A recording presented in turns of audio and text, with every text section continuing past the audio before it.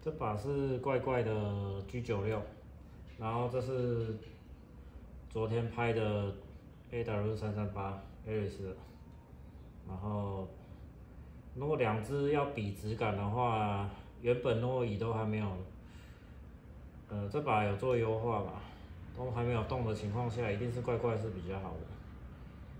然后因为我的朋友都很好奇啦，他以为说我收两只一样的枪，然后价差怎么那么大？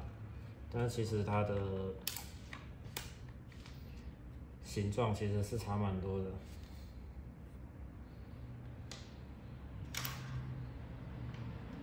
那怪怪的话，它原厂就配有这个钢制的枪机 ，CNC 的铝制膛座，然后铝制的外管。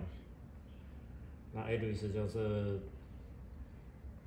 这一段是铝制 CNC 的枪机，但是尾巴这个特写都是亚铅合金的，然后 CNC 的铝膛座跟铝制的外管。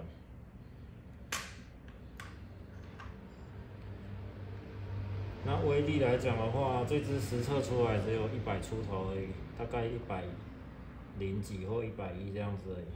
因为它的结构就是比较没有那么的好去把气敲出来的感觉。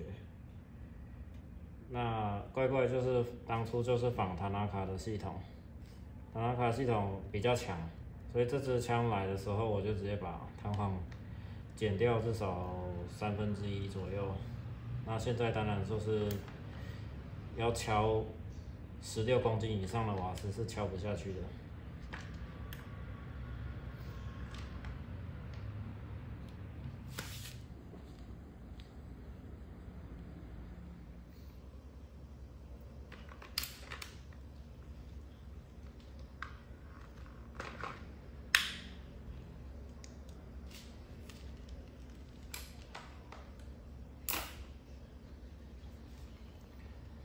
怪怪的枪机必须拉往后呢，它的弹夹才能卸下来。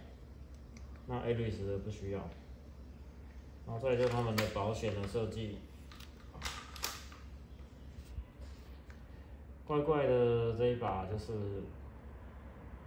保险是设计在火控的，因为它就是塔纳卡 AICS 那个系统，也就是 N700的系统。那这个的保险它是设计在枪机尾巴，然后这是他们的338跟怪怪这一把的大小的差异。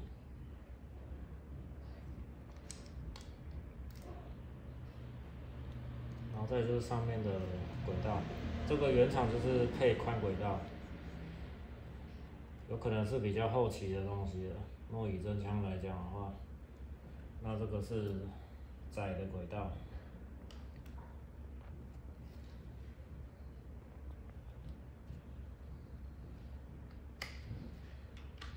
那再讲到如果是拉枪机来讲的话，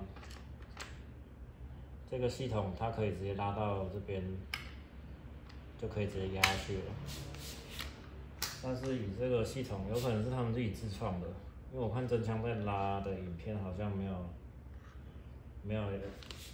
到这样子的位置。它到这个位置会有个阻力，所以还必须再往前一些才能把它往下拉。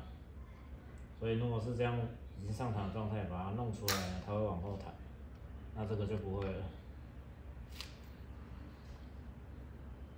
好，然后 Aris 的枪机在敲的话，它是直接枪机上面有个勾勾嘛，直接往下敲这个气阀。那这个怪怪这个系统的话，它是枪机是垂直的敲，释放以后它会敲到火控盒里面的一个瓦斯撞针，然后瓦斯撞针再顶到它。所以以这样子的力学来讲，垂直这样敲下去的那个力量当然是比较大，因为毕竟这个是有点跷跷板的原理。然后再来就是这个位置，这种 N700的系统，他们的 hub 调整都可以直接用手去调。那这个就必须要有内六角螺丝了，